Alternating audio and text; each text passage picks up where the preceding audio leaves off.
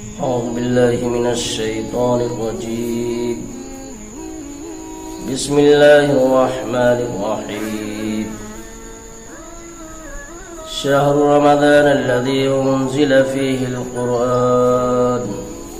هدى للناس وبينات من الهدى والفرقان. وقال النبي صلى الله عليه وسلم: خيركم من تعلم القرآن وعلمه، أو كما قال عليه الصلاة والسلام. وقال رسول الله صلى الله عليه وسلم: أدبوا أولادكم بثلاث: حب نبيكم، وحب آل نبيكم، وتلاوة القرآن. صدق الله ورسوله العظيم. معزز سامعین کرام، رمضان مبارک کا مقدس مہینہ الحمدللہ شروع ہو گیا ہے۔ اللہ تبارک و تعالی اس مقدس مہینے میں اس کے شایع نشان ہم سب کو عبادت کرنے کی توفیق عطا فرمائے اور کما حقہ اس کا حق ادا کرنے کی کے مواقع مہیا فرمائے۔ قرآن کریم مسلمانوں کے لیے اور ساری دنیائے انسانیت کے لیے دستور حیات ہے۔ یہ اللہ رب العزت کا وہ قانون ہے جس نے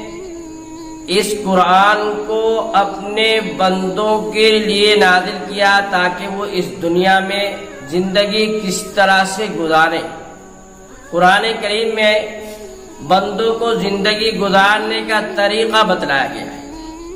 اور چونکہ اس مقدس مہینے کے اندر اس قرآن کو اللہ رب العزت نے نازل فرمایا ہے، اس لیے اس مہینے کا مقام اور مرتبہ اونچا ہو گیا ہے۔ اور یہ دیکھیے کہ قرآن کریم سے جس چیز کی بھی نسبت ہوئی اس کو اللہ تبارک و تعالی نے عظمت و بلندی عطا فرمائی۔ قرآن کریم دنیا کے جن دو شہروں مکہ مکرمہ اور مدینہ منورہ میں نازل ہوا ہے، اللہ تبارک و تعالی نے ان دونوں شہروں کو دنیا کے تمام شہروں کے اوپر فوقیت اور فضیلت عطا فرمائی۔ اسی طرح سے جس پیغمبر پر قرآن کریم کو اللہ رب العزت نے نازل فرمایا ہے، اس پیغمبر کا مقام اور مرتبہ بھی تمام پیغمبروں سے اونچا اور عرفہ عطا فرمایا۔ آپ علیہ السلام کو سید الانبیاء اور امام الانبیاء بنایا، اور جس فرشتے کے ذریعے سے اللہ تبارک و تعالی نے قرآن کریم کو نازل فرمایا ہے، اس فرشتوں کو بھی ملائکہ کے اندر فرشتوں کا سردار بنایا اور اس کو ایک خاص مقام عطا فرمایا، جس کو قرآن میں اللہ نے روح الامین کے لقب سے یاد کیا۔ اور جس امت کے لیے، امت محمدی صلی اللہ علیہ وسلم کے لیے اللہ رب العزت نے قرآن کریم کو نازل فرمایا ہے، اس امت کا بھی دوسری تمام امتوں کے اوپر مرتبہ اور اس کا درجہ اور اس کو فضیلت حاصل ہے۔ اس لحاظ سے ہمیں قرآن کریم سے وابستہ ہونے کی ضرورت ہے اور قرآن کریم سے اپنا خصوصی تعلق قائم کرنے کی ضرورت ہے، خاص طور سے اس مقدس مہینے کے اندر جس میں یہ قرآن نازل ہوا ہے۔ قرآن کریم کا نزول اور قرآن کی تلاوت، قرآن کے اندر غور و فکر اور تدبر کرنا، یہ سب سے بڑا ذکر اور یہ بھی سب سے بڑی عبادت ہے۔ قرآن کریم میں ایک دوسرے مقام پر اللہ رب العزت نے ارشاد فرمایا: افلا یتدبرون القرآن ام علی قلوب اقفالها، کیا یہ قرآن کریم کے اندر غور و فکر نہیں کرتے یا ان کے دلوں کے اوپر تالے پڑ گئے؟ ایک دوسرے مقام پر اللہ نے فرمایا: وَلَقَدْ يَسَّرْنَا الْقُرْآنَ لِلذِّكْرِ فَهَلْ مِن مُدَّكِرٍ، کہ ہم نے قرآن کریم کو آسان بنایا نصیحت حاصل کرنے کے لیے اور یاد کرنے والوں کے لیے، تو ہے کوئی جو اس میں غور و فکر کرے، تدبر کرے؟ اس لحاظ سے ہمیں قرآن کریم کے اندر اس مقدس مہینے کے اندر اس کی آیتوں میں غور و فکر کریں تدبر کریں، اس کی آیتوں کو یاد کریں، حفظ کریں اور اللہ رب العزت کے ہاں ایک بلند مقام حاصل کریں۔ ایک مقام پر اللہ رب العزت نے ارشاد فرمایا وَرَتِّلِ الْقُرْآنَ تَرْتِيلًا، قرآن کریم کو ٹھہر ٹھہر کر صاف صاف پڑھو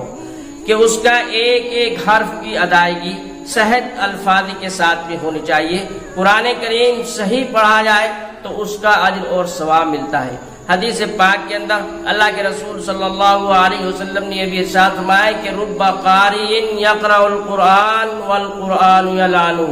کہ بہت سے قرآن پڑھنے والے قرآن پڑھتے ہیں، اس کی تلاوت کرتے ہیں، لیکن قرآن ان کے اوپر لعنت کرتا رہتا ہے۔ ایک تو یہ کہ وہ قرآن کریم کو صحیح الفاظ کے ساتھ نہیں پڑھتے،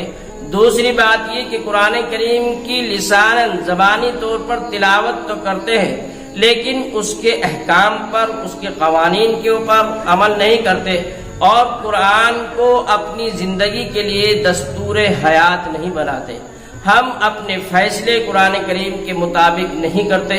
ایسے لوگوں کے لیے یہ وعید آئی ہے۔ ایک حدیث میں اللہ کے رسول صلی اللہ علیہ وسلم نے یہ ارشاد فرمایا کہ بہت سے لوگ قرآن کی تلاوت کرتے ہیں لیکن قرآن ان کے حلق سے نیچے نہیں اترتا۔ حلق سے نیچے نہ اترنے کا مطلب یہ ہے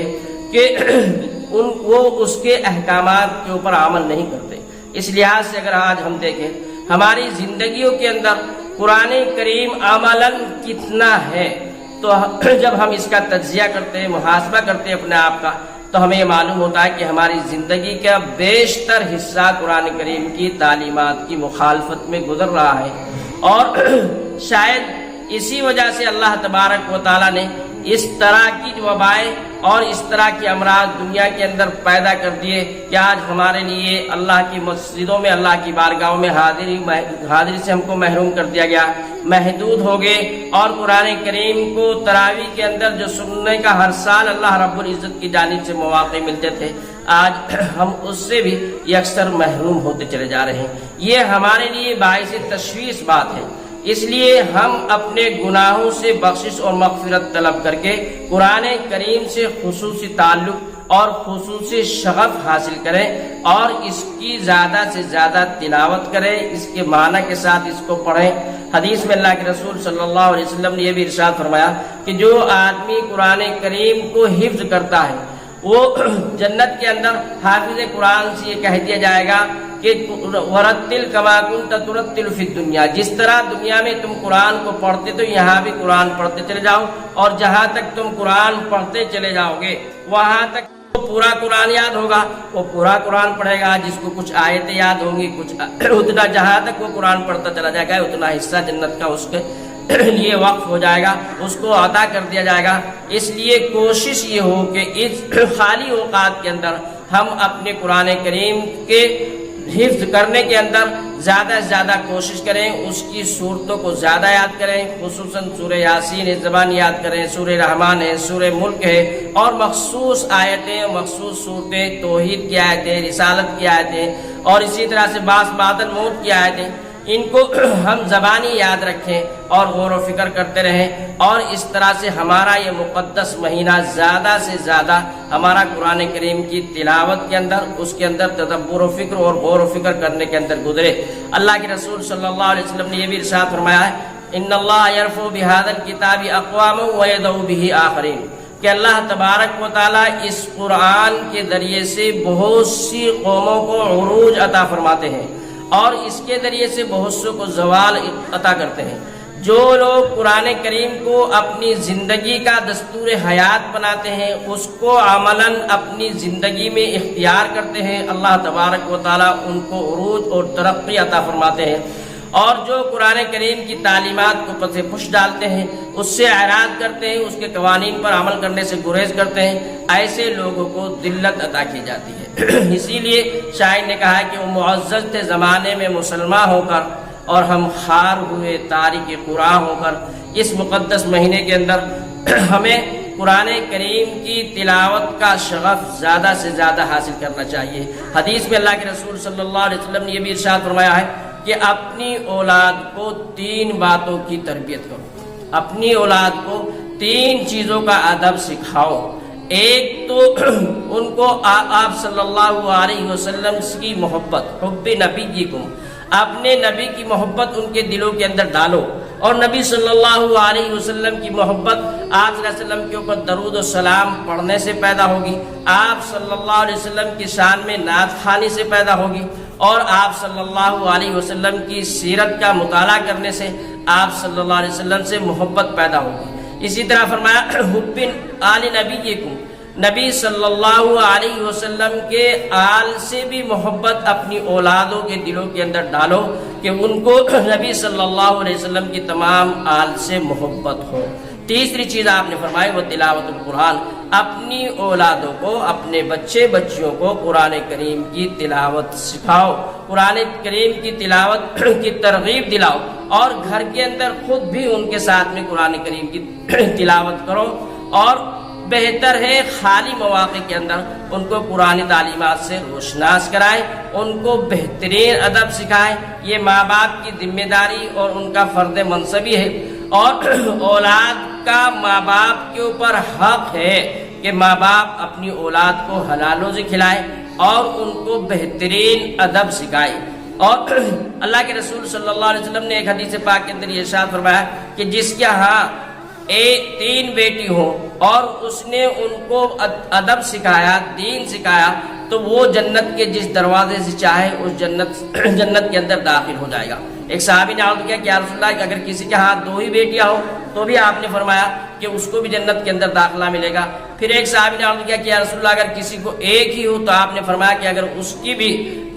اس کو بھی دین سکھایا گیا ہے، ادب سکھایا گیا ہے، تو اس کو بھی جو ہے جنت کے اندر اسی طرح سے داخلہ ملے گا۔ تو آج کے ان خالی اوقات کے اندر گھر میں رہ کر کے ہم خود قرآن کی تلاوت کریں، قرآن کے معنی میں غور و فکر کریں، اپنی اولاد کو بھی قرآن سے ان کا خصوصی تعلق قائم کرائیں اور اس کا شغف ان کے اندر پیدا کریں، تلاوت کا ذوق و شوق، قرآن کریم سے عشق ان کے اندر پیدا کرائیں۔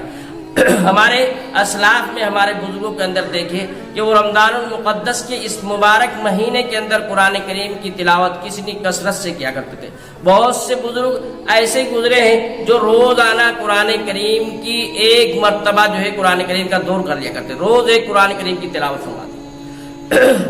اور صحابہ کرام رضوان اللہ علیہم اجمعین کا عمومی یہ معمول تھا کہ 1 منزل روزانہ تلاوت کرتے۔ چنانچہ ہمیں بھی کم از کم اگر یہ نہیں ہو سکتا تو 1 منزل روز جو ہے قرآن کی تلاوت کر لینی چاہیے، تاکہ اس کی برکت سے ہماری زندگی کے اندر بھی خیر و برکت ہو، بہت سی بیماریوں، بہت سی بلاؤں، آفتوں اور مصیبتوں سے ہماری حفاظت ہو، اور آخرت کے لحاظ سے بھی اللہ تبارک و تعالیٰ کے ہاں ہمارا درجہ بلند ہو۔ اس لحاظ سے چونکہ یہ مقدس مہینہ اب شروع ہوا ہے، یہ قرآن ہی کا مہینہ ہے، اور اس لیے جو ہے قرآن کے اس مہینے کے اندر جو ہے ہمیں اس سے پورا شغف حاصل کرنا چاہیے، اور اس کی تعلیمات کو اپنی زندگی کے اندر جو ہے عملاً اختیار کرنی چاہیے، تاکہ کل اللہ رب العزت کی بارگاہ میں سرخروئی حاصل ہو سکے۔ انشاءاللہ رمضان المقدس کے اس مہینے کے اندر قرآن کریم سے متعلق اس کی آیتوں کی تفسیر اور اس کے درس سے متعلق ہر روز 10 منٹ کے لیے جو ہے آپ حضرات تک قرآن کریم کی کچھ نہ کچھ باتیں پہنچائی جاتی رہیں گی۔ اللہ آپ سب کو بھی اور ہم سب کو بھی اس مقدس مہینے کے شائن شان عبادت کرنے کی توفیق عطا فرمائے، اور ہماری زندگیوں میں ایسے بہت سے رمضان مبارک کو لائے، اور ان مہینوں کے اندر ہمارے لیے عبادت کے مواقع میسر فرمائے، آزادی کے ساتھ جو ہے ہر طرح کی بیماریوں اور پریشانیوں، مصیبتوں، آفتوں سے حفاظت کے ساتھ اللہ تبارک و تعالی ہماری زندگی میں ایسے رمضان مبارک لائے جن میں ہم خوب سے زیادہ عبادت کر سکیں۔ اللہ اس کی توفیق اور ہدایت ہم سب کو عطا فرمائے۔ وآخر دعوانا